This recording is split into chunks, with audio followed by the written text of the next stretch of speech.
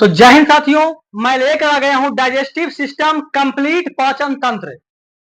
अगर आप किसी भी प्रतियोगी परीक्षाओं की तैयारी कर रहे हैं तो यहां से क्वेश्चन आता ही आता है।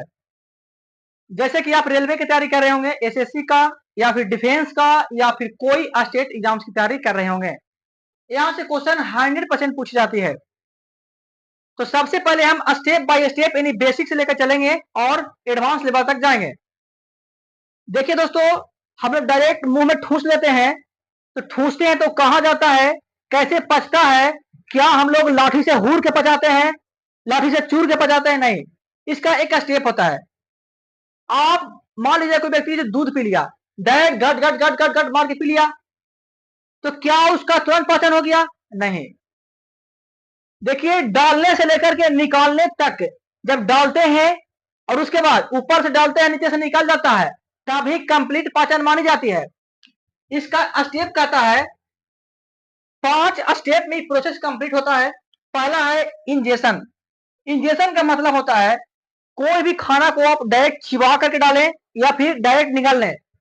चिबा करके खाना खाएंगे और निकाल लेंगे दूध या पानी, यानी डायरेक्ट मुंह से गड़ाक से अंदर डालना इंजेशन कहलाता है।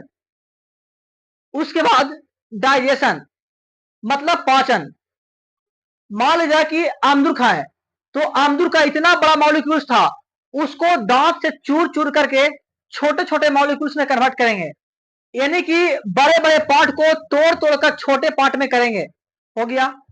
उसके बाद उसमें जो भी मटेरियल्स होगा, मिनरल्स होंगे या फिर न्यूट्रिएंट्स पोषक तत्व होंगे, उसका क्या होगा, अब शोषण होगा, ब्लड में क्या जाएगा, घुल जाएगा और मिल जाएगा। उसके बाद जो ब्लड में घुला होगा मिला होगा एनर्जी, उससे बॉडी का निर्माण कर देना एसिमिलेशन कहलाता है। एसिमिलेशन कहलाता है। अब मान लीजिए उतना चीज खाएं, उसमें कुछ चीज ऐसा होगा जो नहीं पचा होगा, उस शरीर से बाहर हो जाएगा। बाहर होने की 2 विधियां हैं, एक नीचे से एक ऊपर से, इसको बोलते हैं इजेशन। अब जो कंप्लीट जो पाचन तंत्र हुआ ऊपर से लेकर नीचे तक, आप समझिएगा उल्टा पुल्टा नहीं, ऊपर से लेकर नीचे तक जो 5 को जो प्रोसेस है, एक कंप्लीट एक सिस्टम के अंदर होता है जिसे बोलते हैं डाइजेस्टिव सिस्टम। तो अब आप लोग को मानना हेडिंग डाइजेस्टिव सिस्टम्स, मारिए हेडिंग डाइजेस्टिव सिस्टम पाचन तंत्र। डाइजेस्टिव सिस्टम यानी कि पाचन तंत्र, इसे हिंदी में बोलते हैं पाचन तंत्र बोलते हैं। क्या बोलते हैं? पाचन तंत्र। और मैं बोलूंगा, आप लोग भी बोलिएगा। देखिए दोस्तों, पाचन तंत्र की कौन कौन सी विधियां हैं, तो इस विधि को सबसे पहले हम 2 भागों में बांटकर पढ़ते हैं। पहला को बोलते हैं एलिमेंट्री कैनाल। क्या बोलते हैं? एलिमेंट्री कैनाल, जिसे बोलते हैं आहार नाल। आहार नाल। दूसरा होता है एसोसिएटेड ग्लैंड, सहायक ग्रंथियां।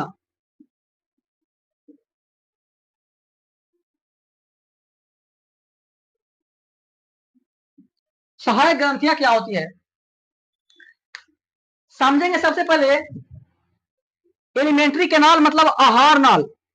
देखो मेरे भाई, ये जो मुंह है, मुंह से लेकर के नीचे तक एक बहुत लंबा पाइप होता है जिसे बोलते हैं एलिमेंट्री कैनाल, आहार नल बोलते हैं, जिसका लंबाई 9 मीटर होती है। यानी मुंह से लेकर के नीचे तक, नीचे समझ रहे हैं, जहां से निकलता है वहां तक एक लंबा नली होता है जिसे बोलते हैं एलिमेंट्री कैनाल, आहार नल होता है। और दूसरा होता है एसोसिएटेड ग्लैंड, सहायक ग्रंथियां। जैसे बच्चों, हमें मुंह से खाना खाया और मुंह में क्या पाया जाता है, सलाइवरी ग्लैंड्स, लार ग्रंथियां पाई जाती है। उस भोजन में जाकर मिलता है, उसके बाद मदद करता है पचाने में। तो एसोसिएटेड ग्लैंड्स, सहायक ग्रंथियां के अंदर कौन कौन है, तो सबसे पहला होता है लीवर, जिसे यकृत बोलते हैं, यकृत बोलते हैं। दूसरा होता है पैनक्रियाज, अग्नाशय होता है। क्या होता है? अग्नाशय। अब तीसरा होता है, क्या होता है, क्या होता है, सलावरी ग्लैंड्स, सलावरी ग्लैंड्स, लार ग्रंथियां, लार ग्रंथि, एलिमेंट्री कैनाल एक लंबा मुंह से लेकर नीचे तक एक लंबा पाइप होता है, यानी मुंह से लेकर एनस तक यानी गुहा तक एक लंबा पाइप होता है, उसी को क्या बोलते हैं? Alimentary canal. एसोसिएटेड ग्लैंड्स जो खाना को पचाने में मदद करती है, जैसे एक लीवर हो गया यकृत, दूसरा पैनक्रियाज अग्नाशय, तीसरा सलावरी ग्लैंड्स लार ग्रंथियां होती है। इन दोनों की मदद से डाइजेस्टिव सिस्टम कंप्लीट होता है। अब समझेंगे एलिमेंट्री कैनाल के क्या क्या पार्ट्स हैं। एलिमेंट्री कैनाल्स के अंदर आते हैं, सबसे पहले आता है भाई माउथ हो जाएगा, माउथ हो जाएगा, बक्कल कैविटी हो जाएगा, बक्कल कैविटी, मुख हो गया, बक्कल कैविटी मतलब होता है मुख्य गुहा हो गया, तीसरा हो गया फारिंग्स, फारिंग्स मतलब ग्रसनी हो गया, चौथा हो गया ओएसोफेगस, ओएसोफेगस ग्रास नली, ओएसोफेगस मतलब क्या हो गया? ग्रास नली या फूड पाइप हो सकता है, ठीक है। उसके बाद होता है स्टोमक, यानी पेट हो गया। उसके बाद हो गया स्मॉल इंटेस्टाइन, स्मॉल इंटेस्ट, छोटी आंत हो गया। उसके बाद हो गया लार्ज इंटेस्टाइन, बड़ी आंत हो गया। और लास्ट में होता है एनस, ठीक है। एलिमेंट्री कैनाल के अंदर कौन कौन आता है? बोलो, माउथ मुंह, बक्कल कैविटी मुख्य गुहा, फारिंग्स ग्रसनी, ओइसोफेगस, ओइसोफेगस आहार नाल, आहार नाल के अंदर होता है एक फूड पाइप, भोजन नली बोलते हैं ओइसोफेगस। स्टोमक पेट होता है, स्मॉल इंटेस्टाइन छोटी आंत हो गया, लार्ज इंटेस्टाइन हो गया, बड़ी आंत हो गया, एनस हो गया। एसोसिएटेड ग्लैंड्स के अंदर कौन कौन आता है? लीवर आता है, पैनक्रियाज अग्नाशय आ गया, सलाइवरी ग्लैंड्स लाल ग्रंथियां हो गया। अब हम देखते हैं, पूरे समझेंगे बक्कल कैविटी के बारे में, बक्कल कैविटी के बारे में, माउथ के बारे में, इन सारी चीजों के बारे में। सबसे पहले अब हम फिगर पढ़ेंगे डाइजेस्टिव सिस्टम्स का, कंप्लीट फिगर। अब आप लोगों को सिखा रहे हैं कि डाइजेस्टिव सिस्टम का फिगर आप 1 मिनट में कैसे बनाएं। 1 मिनट से भी कम टाइम लगेगा। आइए देखते हैं। सबसे पहले क्या करना है, यहाँ पे सबसे करना है, ऐसे करना है,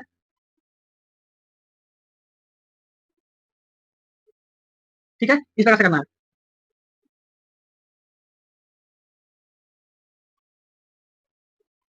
ठीक है दोस्तों, तैयार हो गया।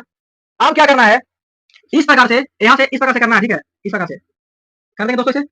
उसके बाद ऐसे मोड़ देंगे, ठीक है, मोड़ देंगे, मोड़ देंगे, ठीक है। मोड़ने के बाद पता क्या करेंगे, यहाँ से करना है, इस प्रकार से ऐसे करना है, ऐसे करना है, ठीक है ना, ऐसे करना है, यहाँ पे इस प्रकार से करना है, ठीक है। इसको इस प्रकार से मोड़ना है भाई, मोड़ दिया, ठीक है। उसके बाद क्या करना है,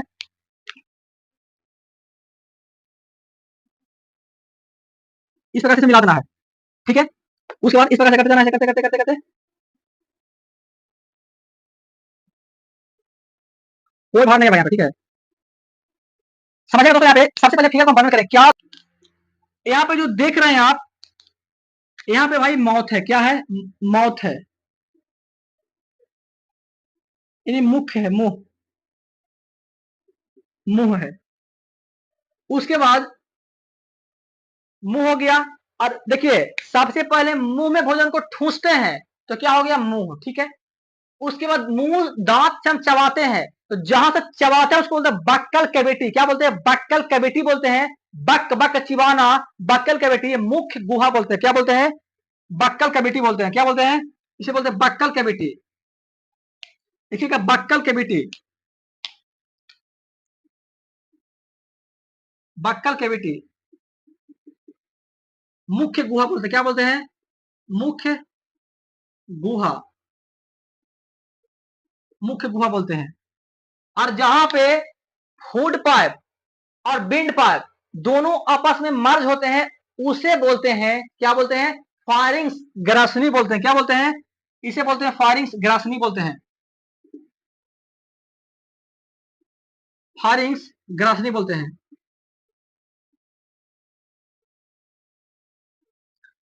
और भाई एक जो पाइप होता है जहां से भोजन पेट में जाता है, जहां से भोजन पेट में जाता है उसे बोलते हैं ओएसोफेगस। ओएसोफेगस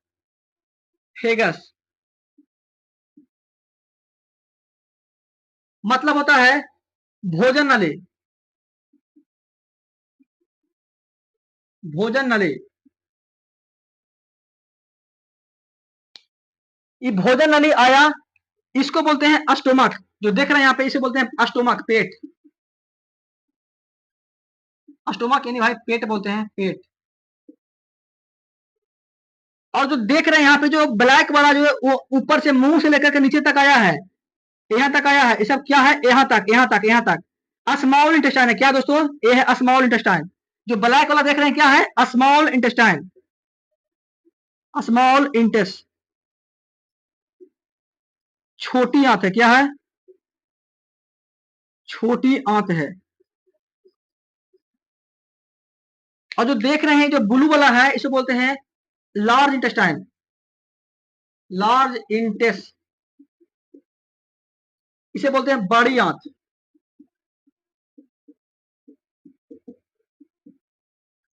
क्या बोलते हैं?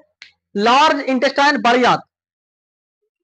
और साथियों जो बड़ी आंत है लास्ट में खुला है, इसे बोलते हैं एनस, बोलते हैं गुहा बोलते हैं। क्या बोलते हैं? एनस, गुहा बोलते हैं।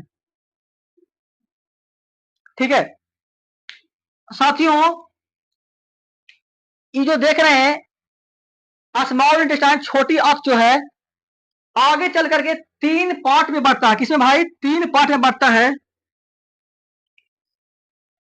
इसका ट्रिक है डी जे आई, ड्यूडेनम, ड्यू ओ डे नम। दूसरा होता है जे से जेजुनम होता है, जे जू नम। तीसरा होता है आई से होता है इलियम होता है, I L E A M, ilium होता है। देख रहे हैं कि लार्ज इंटेस्टाइन जो बड़ी आंत है ये भी 3 पार्ट में जाकर बढ़ता है। पहला होता है कैकम, कैकम। दूसरा होता है दोस्तों कोलन। तीसरा होता है रेक्टम। समझिएगा दोस्तों, यहाँ पे जहां जो पेट है स्टोमक, स्टोमक से जो एक पतली नाली निकलती है, स्टोमक से जो एक पतली नाली निकलती है और बड़ी आंत तक पहुंचती है, बड़ी आंत तक पहुंचती है, उसे बोलते हैं, क्या बोलते हैं दोस्तों? उसे बोलते हैं ड्यूडेनम। क्या बोलते हैं? यहां से लेकर यहां तक डी लिख देंगे, इसका मतलब समझिएगा ड्यूडेनम हो गया, ड्यूडेनम। और जो छोटी आंत के जो देख रहे हैं बड़ी आंत के पार करने के बाद जो बचता है यहां से यहां तक, इसको बोलते हैं भाई जेजुनम बोलते हैं। क्या बोलते हैं?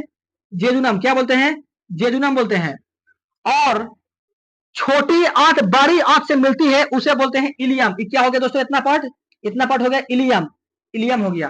ठीक है, फिर से पेट के बाद जो पतली नास निकलती है, पतली पतली नाली निकलती है, उसे बोलते हैं ड्यूडेनम। और उसके बाद जो बीच का जो पार्ट होता है उसे बोलते हैं जेजुनम। और छोटी आंत बड़ी आंत में जाकर मिल जाती है उसे बोलते हैं इलियम। समझिएगा, बड़ी आंत के भी 3 पार्ट होते हैं।